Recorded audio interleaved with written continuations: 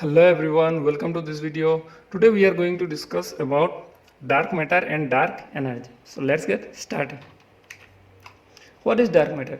It is composed of particles that do not absorb, reflect or emit any kind of light. So they cannot be detected directly. तो आइए इसको समझते हैं. For example यहाँ पे एक सन है, ठीक है. सन क्या कर रहा है? लाइट एमिट कर रहा है, वो हमारे आंखों तक पहुंचता है तभी हम इसको देख पाते हैं.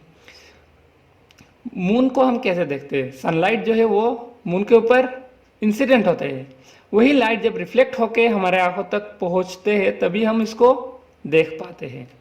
और यही बेसिक मैकेनिज्म है किसी भी चीज़ को जब हम देखते हैं. तो यहाँ पे क्या हो रहा है?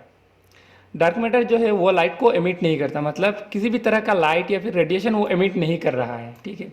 ना ही किसी दूसरे लाइट को वो रिफ्लेक्ट कर रहा है और ना ही किसी तरह का रेडिएशन को वो एब्जॉर्ब करता है. तो इसका मतलब क्या है? कोई चांस ही नहीं है उसको देखना या फिर डायरेक्टली डिटेक्ट करना, ठीक है. सो हमें पता कैसे चलता है ये एग्जिस्ट कर रहा है नेचर में, यूनिवर्स में, बिकॉज ऑफ इट्स इफेक्ट. तो आइए देखते हैं क्या इफेक्ट है जिसकी वजह से हम इसको स्टडी कर सकते हैं. In 1997, Hubble Space Telescopes revealed light from a distant galaxy cluster being bent by another cluster in the foreground of the image. Based on the way the light was bent, scientists estimated that the mass of the foreground cluster to be 250 times greater than the visible matter. आइए इसको समझते हैं. For example यहाँ पे एक star है, उससे जो लाइट एमिट हो रहा है कुछ इस डायरेक्शन में कंसिडर कीजिए एमिट हो रहा है, ठीक है. Due to the presence of sun, sun के एक मैसिव ऑब्जेक्ट है, ठीक है. तो सन क्या करेगा? इसका डायरेक्शन को बेंड कर देगा और ये जो बेंड हुआ रे ऑफ लाइट, ठीक है, ये टोटली डिपेंड करता है यहाँ का जो मास है, जो बॉडी है उसका मास के ऊपर. जितना ज़्यादा मास होगा यहाँ पे उतना ज़्यादा बेंड होगा. अगर फॉर एग्जांपल सन के जगह कोई और दूसरा एक स्टार होता जो कि और मैसिव होता तो क्या होता? ये वाला जो रे है वो और ज़्यादा बेंड हो जाता, ठीक है. और हमारा अर्थ से उसको हम कहाँ पे देखेंगे? कुछ यहाँ पे देखेंगे और इसी पोजीशन को कहते हैं एपरेंट पोजीशन. तो यहाँ पे जो चीज़ बताया गया है उसको आप समझते हैं. फॉर एग्जांपल यहाँ पे एक स्टार क्लस्टर है. बिफोर आई प्रोसीड मैं आप लोगों को बता दूँ, star cluster is nothing but A group of star. जैसे हम कहते हैं स्टार क्लस्टर, वैसे ही गैलेक्सी क्लस्टर है. और यहाँ पे गैलेक्सी क्लस्टर का एग्जांपल हम लेंगे. यहाँ पे एक गैलेक्सी क्लस्टर है, यहाँ पे एक दूसरा गैलेक्सी क्लस्टर है. तो हमें जो इमेज मिला हबल स्पेस टेलीस्कोप से, ये देखा गया इससे जो रे ऑफ लाइट एमिट हो रहा था उसका डायरेक्शन ये वाला था और दूसरा जो गैलेक्सी क्लस्टर है उसने इसका डायरेक्शन को चेंज कर दिया कुछ इस तरह. तो जैसे हमने यहाँ पे देखा वो जो बेंडिंग होता है ये यहाँ पे जो मास प्रेजेंट होता है इसके ऊपर डिपेंड करता है, ठीक है. फॉर एग्जांपल यहाँ पे जितना हमें मास दिखाई दे रहा है उसको m कंसिडर कीजिए. सो यहाँ पे आप एक चीज़ नोटिस कर सकते हैं, based on the way the light was bend. इसका मतलब इतना ज़्यादा जो बेंड हुआ वो इतना मास के लिए पॉसिबल नहीं है. इसका मतलब क्या है? यहाँ पे और बहुत ज़्यादा मास प्रेजेंट है जो हमें दिखाई नहीं दे रहा है. इसी इनविजिबल मास को हमने नाम दिया डार्क मैटर. आइए आगे बढ़ते हैं. Astronomer determined the gravitational pull of various parts of galaxy from the center. They used these results with standard theory of gravity, which describes the relation between how much mass a galaxy contains to produce gravitational forces. ठीक है, अब इसको देखते हैं. For example ये हमारा ही Galaxy है, milky वे Galaxy, और ये वाला सेंटर है. हमें पता होगा गैलेक्सी में बिलियंस ऑफ स्टार्स होते हैं, ठीक है, बहुत सारे ऑब्जेक्ट्स होते हैं. लेकिन एक चीज़, सभी ऑब्जेक्ट अपने सेंटर के ओर अट्रैक्टेड हो रहे हैं, ठीक है, एक फोर्स के द्वारा.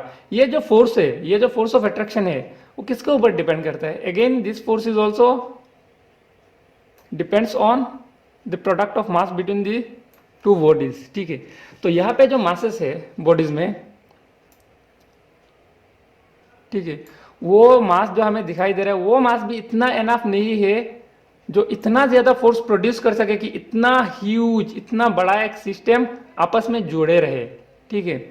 तो इससे भी हमें एक चीज़ पता चलता है क्या, यहाँ पे और बहुत ज़्यादा मास प्रेजेंट है जो कि हमें दिखाई नहीं दे रहा है। ठीक है, यहाँ पे और बहुत ज़्यादा मास प्रेजेंट है जो हमें दिखाई नहीं दे रहे हैं।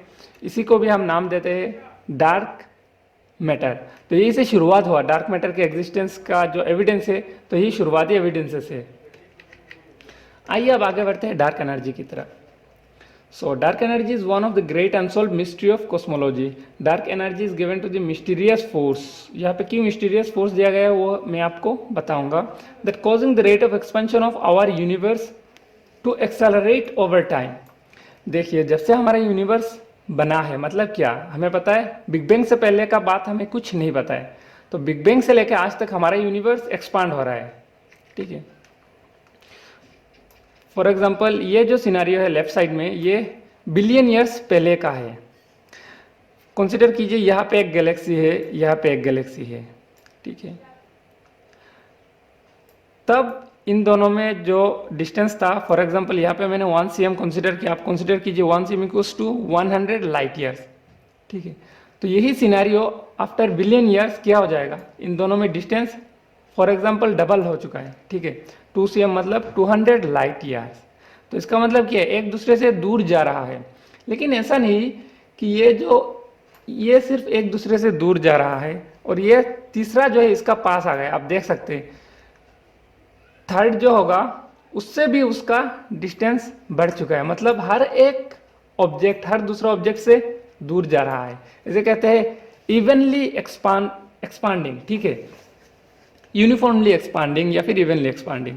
और ये जो एक्सपेंशन हो रहा है वो तब से शुरू हुआ, लेकिन तब जिस रेट में हुआ, जिस स्पीड में हुआ, और आज जिस स्पीड में ये एक्सपांशन हो रहा है कई गुना ज़्यादा है। मतलब एक्सपेंशन का जो रेट है वो इंक्रीज हो रहा है हमेशा। तो एक तो देखो हमारे यूनिवर्स एक्सपांड हो रहा है, ऊपर से एक्सेलरेटिंग रेट से एक्सपांड हो रहा है, मतलब बहुत ज़्यादा फोर्स है। ठीक है, इसको नाम दिया गया है मिस्टीरियस फोर्स। तो इसका वजह आज तक किसी भी साइंटिस्ट ने मैथमेटिकली विथ एविडेंस प्रूव नहीं कर पाया कि this is the reason, that is why universe is expanding. ठीक है, तो इसीलिए हमें आज तक पता नहीं है, as because we don't know the reason behind the expansion, हम इसे भी डार्क एनर्जी कहते हैं। So in this case dark means unknown rather than literally dark. जी हाँ, मैंने पहले भी बता दिया, उसे हम देख नहीं सकते हैं, उसके बारे में हमें पता नहीं है, इसीलिए हम उसे डार्क कहते हैं, ना ही वो डार्क है एक्चुअली। ठीक है, उसका बारे में पता ही नहीं है वो कैसे दिखता है, हमने कभी इसका इमेज लिया ही नहीं, ले ही नहीं पाए, तो हमें पता नहीं है वो डार्क है कि ब्लैक है कि ब्लू है। ठीक है, तो इसीलिए इसको डार्क नाम दिया गया, बस हमें पता नहीं है इसीलिए। As in the case of dark matter it should be noted that dark energy and dark matter are completely unrelated phenomena. ठीक है, एक तो फोर्स है जिसके वजह से यूनिवर्स एक्सपांड हो रहा है, दूसरा कुछ मैटर है। ठीक है, तो आई होप आप लोगों को ये वीडियो अच्छा लगा होगा। अगर आप लोगों को अच्छा लगा तो लाइक कीजिए, शेयर कीजिए और सब्सक्राइब टू दिस चैनल। अगर कुछ डाउट्स, कुछ क्वेश्चन, कुछ टर्म्स मैंने जो यूज़ किया आप लोगों को समझ में नहीं आया या फिर कुछ गलती आप लोगों को लगा तो आप कमेंट करके मुझे बता सकते हैं। Thank you for watching this video.